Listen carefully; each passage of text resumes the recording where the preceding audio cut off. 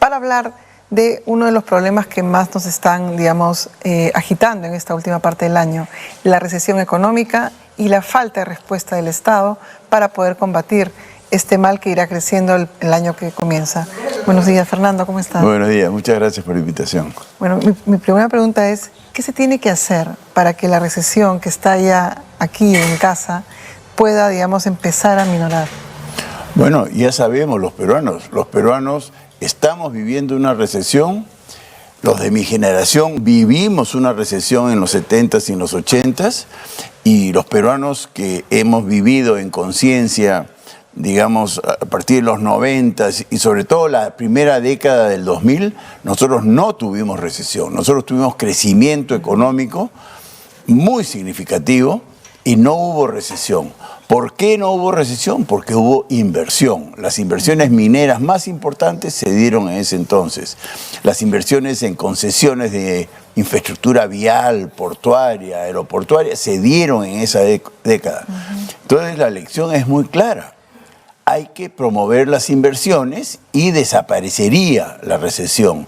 Y hoy día no hay inversión. Ahora, ¿por qué no hay inversión? Yo sí creo que hay mucha desconfianza y después, valgan verdades, el Estado se ha burocratizado en extremo y los permisos son de nunca acabar y hay mucha corrupción en el Estado. Entonces los inversionistas realmente no están... para los inversionistas el Perú ya no es atractivo, ¿no? La suma de muchos factores hace que llegue la inversión a un país. El recurso humano, que haya una certeza en el Poder Judicial, que haya un entorno, digamos, favorable. Pero usted, ¿cómo empezaría para, digamos, si lo hicieran mañana director de Proinversión en este país? Bueno, en Proinversión se han tomado las decisiones adecuadas, han puesto a la gente correcta, pero Proinversión no es el único agente promotor de las inversiones. Ayer vi una presentación y felicito a Proinversión por la cantidad de concesiones que se podrían otorgar en este año venidero, 2024, ¿no? Carreteras, digamos, la longitudinal de la sierra, el tren Huancayo-Huancavelica, que todos conocemos como el tren Macho, una vía de evitamiento de Lima, el puerto de Marcona, líneas de transmisión de energía, plantas de tratamiento de agua. Ayer me ha impresionado Proinversión con una estupenda presentación. Sin embargo, los permisos los van a otorgar alcaldes corruptos, gobernadores corruptos o ministros corruptos, ¿no? Por supuesto, cuando yo caracterizo al Estado como un Estado corrupto, quiero decir que hay excepciones en todos los espacios del Estado. Hay muy buenos fiscales, así como hay fiscales muy corruptos, y lo mismo en alcaldías, gobiernos regionales y ministerios, ¿no? Pero en términos generales, la corrupción se ha infiltrado en todos los espacios del Estado y todo lo que significa permisos, licencias y trámites es muy corrupto en general, ¿no? Entonces, Proinversión sola no lo va a poder hacer. Esa es mi triste conclusión, ¿no?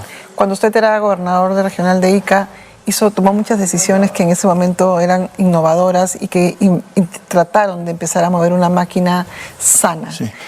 ¿Cómo fue esa receta? Pero no fue tan innovadora, fue simplemente íntegra, nada más. Meritocracia.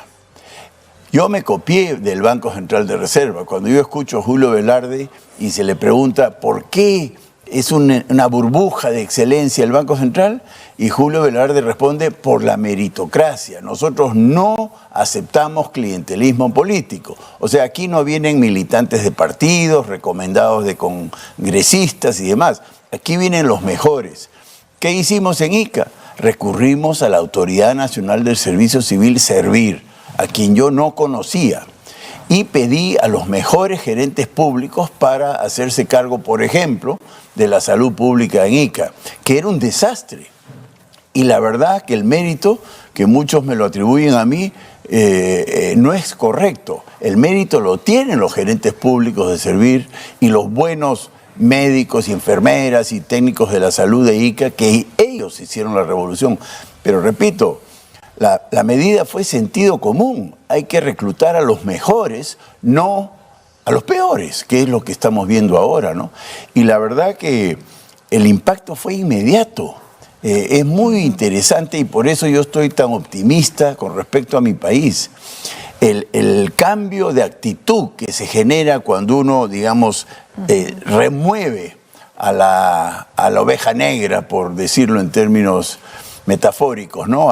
Cuando uno remueve al corrupto y lo sanciona, porque procede la sanción administrativa, y coloca gente profesional, correcta, servicial, eficiente, eso percola.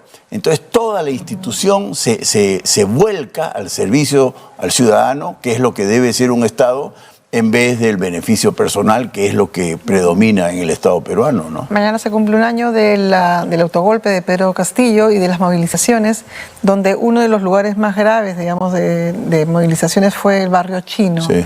¿Qué pasa en el barrio chino, Fernando? El barrio chino es un centro poblado muy precario. Primera conclusión, el alcalde de la Municipalidad de Guadalupe es responsable de que gente migrante, la mayoría de Huancavelica y Ayacucho, que vienen a Ica a trabajar dignamente, vivan en condiciones tan precarias. Está al lado de la carretera, no hay un paso a desnivel, ¿no? Los niños que van al colegio tienen que cruzar la autopista, ni siquiera la carretera, la autopista en doble vía la tienen que cruzar, ¿no? Realmente viven muy mal, ¿no? Entonces ahí nomás hay una justificación de enojo, de descontento. Y lo que hay en Ica es mucho progreso, muchas oportunidades de trabajo. Ahora estamos en temporada de uva. La uva es el principal cultivo agrícola de exportación del Perú. Un montón de gente trabaja en uva y un montón de empresas exportamos uva. Yo soy uno de ellos. Entonces, lo que quiere la gente ideologizada, resentida, amargada, rencorosa, es quebrar a esa industria vitícola iqueña peruana. Y por eso se van a Ica. Ahora quiero agradecer a la Policía Nacional del Perú, a diferencia de febrero pasado, donde no estuvo casi la policía y fue un desastre, con muertes y vandalismo, incendios de ambulancias, agresión a policías, destrozos de campos y demás. Ahora veo que no. La policía está presente en Barrio Chino y hay asistencia masiva a los campos que estamos cosechando uva, dicho sea de paso, ¿no? Y la asistencia es 100%. Entonces, yendo a la pregunta, lo que hay en Ica es un oportunismo político, ideológico, ¿no? Hay que destrozar al sector vitícola iqueño porque ahí hay progreso. ¿Por qué quieren destrozarlo? Bueno, igual que la minería, igual que las AFPs. Es una cosa ideológica, ¿no? O sea, digamos, son tres cosas diferentes, ¿no? Pero claro. Es empresa, progreso, bienestar. Hay gente que lucra con la pobreza, esa es mi convicción, ¿no? Hay gente que gana con el caos. Por ejemplo, la corrupción, ¿no? La corrupción gana con el caos. El narcotráfico obviamente gana con el caos. La minería ilegal. Hay mucho financiamiento, eso se ha sabido en todos los bloqueos de los años pasados, financiados por narcotráfico, terrorismo, minería ilegal y demás. Esa gente pierde con el orden y con el Estado de Derecho, ¿no? Pero el Estado de Derecho también empieza por el Congreso, por el gobierno o el Tribunal Constitucional que respeten digamos, ordenamiento internacional. Bueno, ahí y eso pues percola en todos lados. Pones, ¿no?, el dedo en la llaga, ¿no? Claro. El problema es que el Estado de Derecho no lo impone el Estado. El Estado, valga la redundancia, es el que viola el Estado de Derecho. Es terrible. Los peruanos estamos en una encrucijada porque el Estado es un Estado fallido, muy corrupto. Todas las instancias del Estado, los tres poderes, poder judicial, legislativo y ejecutivo. Y dentro del ejecutivo, regionales y locales también. Con las excepciones que antes comenté, ¿no? Hay integridad en todos los espacios y gracias a ellos nos estamos salvando de alguna manera. Pero la encrucijada es que el Estado peruano es delincuencial, ¿no? Entonces, por eso valoro tanto este tipo de entrevistas. Si uno se pone a pensar, es la prensa y no es un cumplido.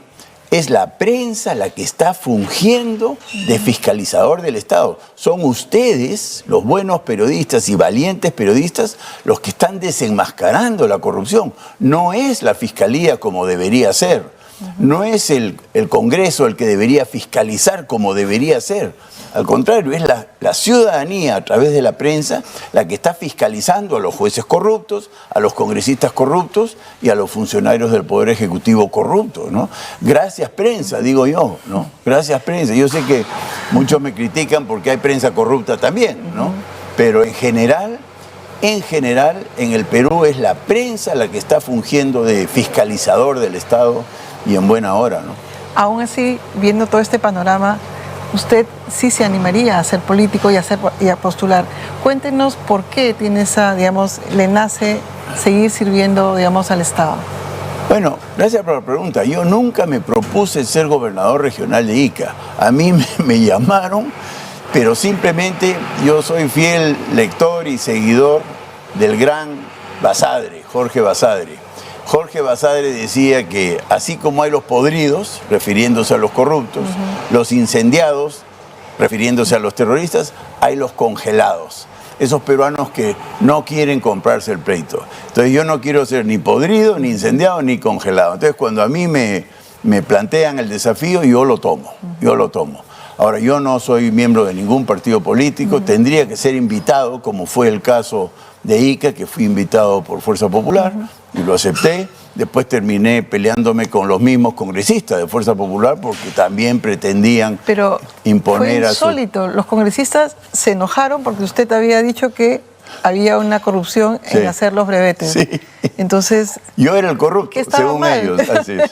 O sea, no, ellos querían poner a sus militantes y de ninguna manera. En el sistema de salud también. Claro, claro. Y no lo defendió la cúpula, que eso fue No, yo fui el traidor del partido, así es. Así terminé. Bueno. Pero bueno, no importa. Lo bonito fue lo que hicimos en Ica y la gente lo reconoce. Lo sigue recordando. Así es. Bueno, estuvimos con Fernando Sionis, es gobernador regional de Ica en Nativa y estuvimos muy contentos de tenerlo. Vamos a una pausa y regresamos con más en Nativa.